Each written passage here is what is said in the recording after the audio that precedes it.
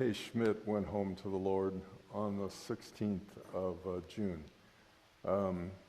Kay was a priest for Saints Clare and Francis since 2009, and she continued to function until she was showing early signs of Alzheimer's, which eventually took her life after a long period of time. So the family is having a private funeral, and then they're going to, on July 19th, at the normal 8 o'clock Mass at St. Cronan's, they're welcome anyone who wants to come to celebrate her life. I'll give that information to Fred so that it can be in the newsletter. So, to dive into the readings, and with Kay in the back of my mind, and also I had this week the opportunity to go for the celebration of a lifetime award that a Priests Association of the United States, the Roman Catholic Priests Association, gave to a longtime friend of mine, this award, Jerry Kleba. So he's about 10 years older than I, and had to, climb up on the stage to get the award. But he was, he told a wonderful story that is perfectly spot on with these readings. So I want to share that with you as well. So I got Kay in mind, and I've got Jerry in mind. So the setting is, in the first reading, you have a prophet who you can picture. This is someone who loves God, says things that righteous people, the good guys of the Israeli culture, are going to find, yay, way to go. You know how to speak up on behalf of God in the middle of this difficult society, and they love the man. Not everyone loved the man, but these people loved the man. And so this woman saw what a heart he had and said to her husband, he passes through town a lot. Why don't we just set aside a room for him with a bed and a desk and a lamp, and let him stay with us when he comes through town? It seems like the right thing to do. And so the prophet came, and he loved staying with the family. They loved having him there. And he gave them a blessing at the end. They were not expecting to be able to have another child, which the woman dearly wanted because her husband was older and she wasn't going to have anybody to support her. And so when the prophet walked away, this child was predicted to be coming along for them. So that was a great blessing, a prophet's blessing, according to today's gospel. So that's kind of the way you would expect it to be. You see somebody who's good, and you fall in love with their goodness, and you want to be good to them. That's just how it comes naturally for us. But Jesus wants to turn this on its head by saying that it isn't it's fine to notice the goodness in people and be crazy for them. How could you not?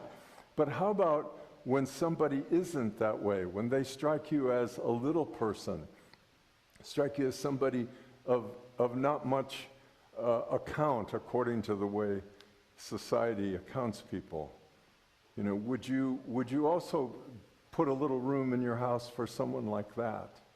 And Jesus is encouraging us to think like that, to think of stretching ourselves, to not assume that it's only the really, really attractive people that we want to have in our house, the people who are attractive on many levels. There's nothing wrong with somebody being loving, so you don't want to say, well, I shouldn't love somebody who's loving. Of course you should love somebody who's loving. But what about loving somebody who isn't loving, or maybe someone who isn't capable of loving, quite like this prophet was? What would it mean to make a space in our heart for them? So to me, that's what the readings are trying to get at, to open us up again. We've heard this message before, but to keep in mind how important that is. It's right at the center of the gospel.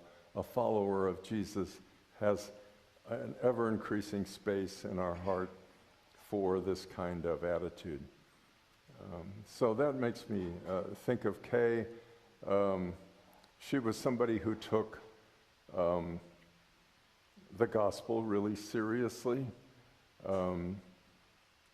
She was a mama bear. She was a force. Those of you who knew her probably, you know, if she was a force on the other side of the issue from you, you had something to deal with. She had some, she could come on with some power. And she used that for little people. And it was a beautiful thing. Literally a little person in her family, her grandson was refused insurance, was refused a medication that he needed to be able to otherwise he wasn't going to develop properly. And they just weren't going to give it to him. And so she got on the phone every single day, arguing with the insurance company until, like in the gospel, where they finally said, okay, I'll give you what you want, just go away, She was the mama bear who just insisted, my grandson needs this medication, and you've got to give it to him, and it did. So she fought for people like that. And it was very clear to her, so she had a PhD in theology and spent a lot of time thinking about her faith. And to her, if it didn't spill over into action for somebody that society considers little people, then what good is it? That's just how she thought. The first thing she wanted to do when she was ordained was become a chaplain at Doorways, which was a home for people who had HIV/AIDS. And I went with her on a couple of occasions just to see what that was like for her as she was getting accustomed to it. And she just fit right in. Just people you would never think that Kay Schmidt would hang out with. You would never think she'd have great conversations with. You wouldn't think that here's somebody who would spend a lot of time with somebody like this. She just fit in just fine. She had a very open heart about connecting with these people. It was beautiful. It was inspiring. It's something that has always been a learning edge for me in my life. And when I saw her doing this, I was really impressed by it. And I could give other examples from her life as well, but I'd like to point to something from Jerry Kleba's life. Here, this guy, he spent his entire ministry helping people who were at the bottom end of the totem pole, his entire ministry.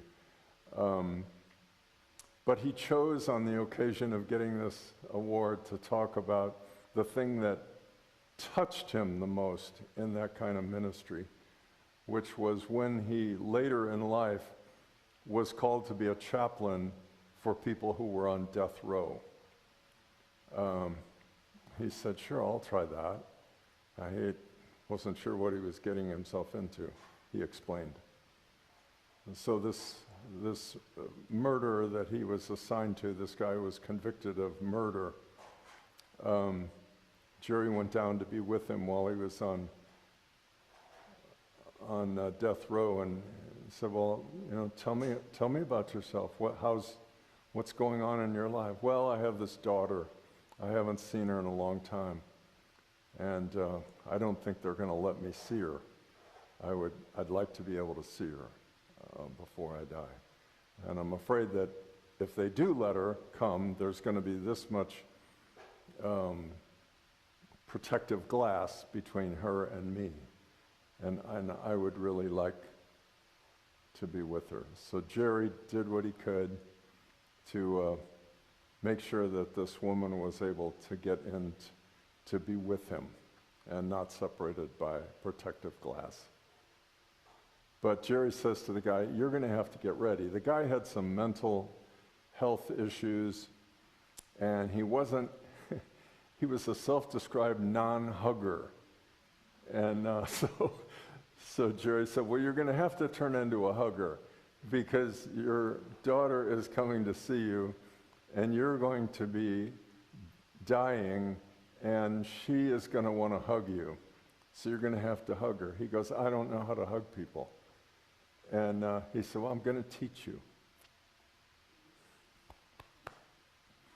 So he taught him how to hug. It was the awkwardest thing in the world. He was trying to describe, what this was like, because how do you teach somebody to hug? But he just kind of hugged him over and over again until the guy got the hang of it. This is what a hug looks like, feels like, is like. So that eventually when the guy's daughter came to the cell, he was able to give her a hug. What a story. And then the last one, having just accompanied my brother in the last days of his life, this was particularly poignant for me to hear Jerry talk about.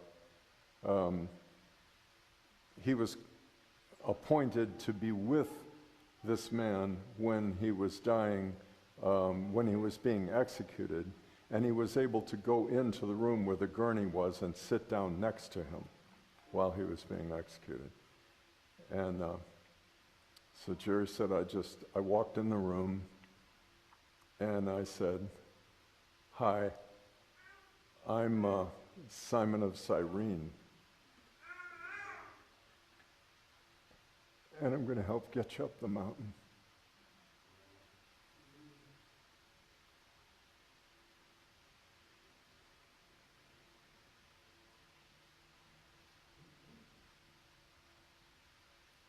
I can't imagine a more eloquent way to say it. When he first said it, it kind of went clunk for me.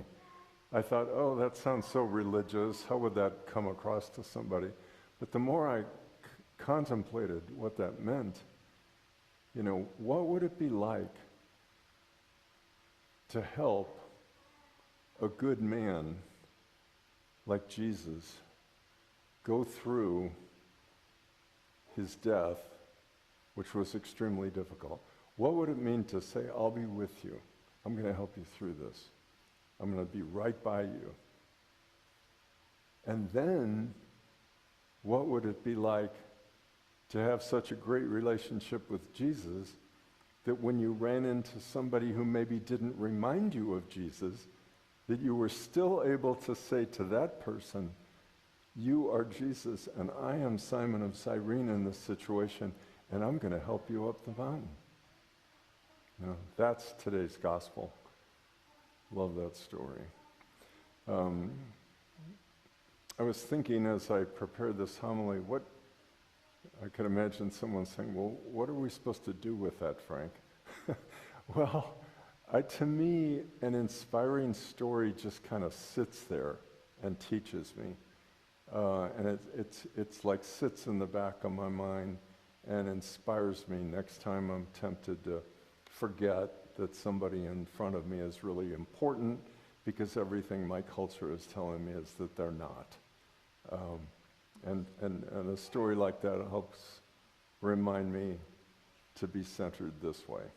So I'll offer that to you.